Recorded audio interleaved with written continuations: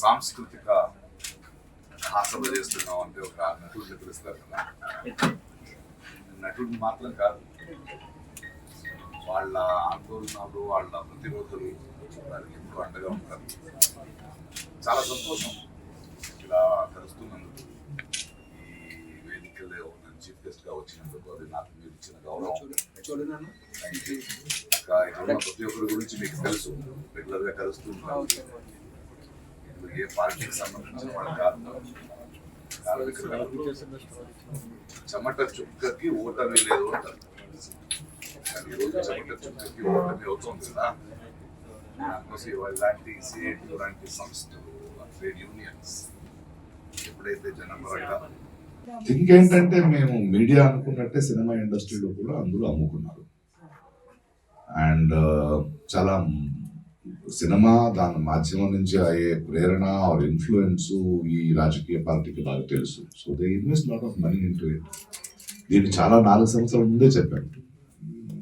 Lot of crores of rupees invest చేస్తున్నారు Kerala files అంటారు. దానికి మన మహాప్రభు ప్రధానమంత్రి లేదు, దానికి ఈవెంట్ మేనేజ్మెంట్ కింద దానికి ఇది కూడా చేస్తారు కదా. ఆయన కేరళ ఫైల్స్ చూడండి అంటారు.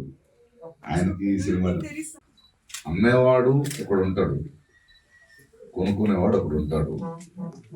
మా కళ్ళ ముందు వ్యాపారం జరుగుతుంది. కానీ గవర్నమెంట్స్ బాధ్యత గల వాళ్ళు వాళ్ళని అమ్ముకున్నారు.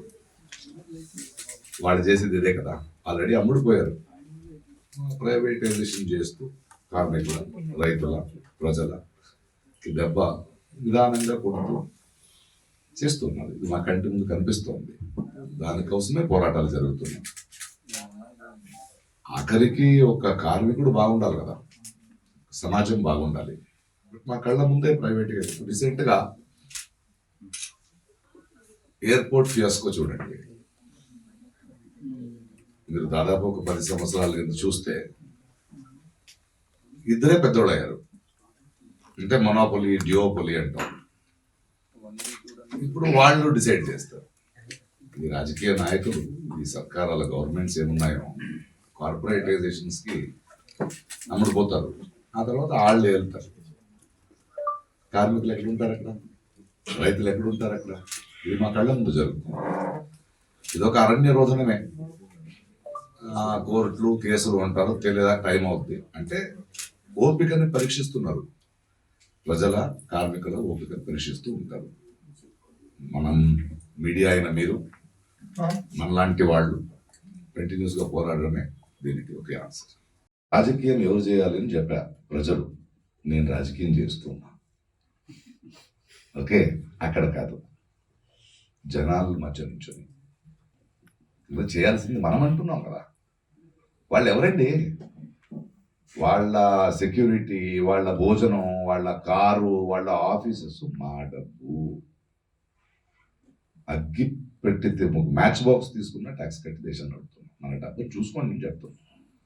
So being the voice of the people is the right politics and I'm happy with this politics. ఎవరిని ఎన్నుకున్నారో మీరు? హంతకుడిని ఎన్నుకున్నారు. ఆడగది వేటాలి, అంతే కదా. చాలా బాధతో చెప్తున్నాయి మాట. ఎన్కౌంటర్ ఏంటి? జనజీవన స్రవంతిలో తీసుకురావాలి కానీ పోరాటం ఎందుకు చేస్తున్నారు? మన ప్రజలే కదా, మనోళ్లే కదా. ఏంటి సమస్యలు అన్నారు కదా. ఎన్కౌంటర్ అంటే ఆపరేషన్ సింధూర్ అది అలా కాదు కదా, మనోళ్లే కదా. ఎందుకు కోపడ్డావు? ఏంటి నీ బాధ్యత? ఏంటి నీ బాధ? ఏదో కారణం ఉంటుంది కదా. వాళ్ళు టెర్రరిస్టులు కాదు కదా. ఏదో ఒక ఐడియాలజీతో, మీ ఐడియాలజీ కాకపోవచ్చు, మీకు భిన్నాభిప్రాయాలు ఉండొచ్చు, కూర్చొని మాట్లాడాలి. ఎన్కౌంటర్లు ఏంటి? అరెస్టులు ఏంటి? గొంతు విప్పితే ఈడీ రేట్లు ఏంటి కదా.